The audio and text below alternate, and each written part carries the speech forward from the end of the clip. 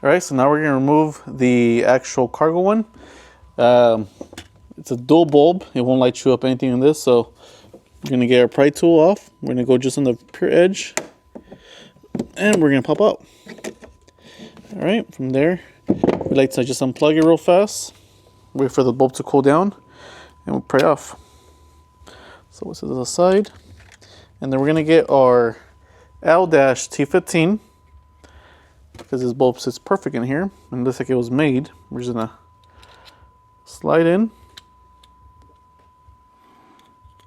and on these you don't have to insert all the way in, but we're gonna just push a little bit more.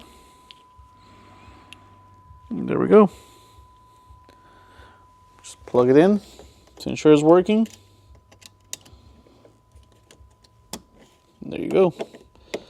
So now this is gonna light you up a lot more for the cargo area. You will definitely be seeing your groceries.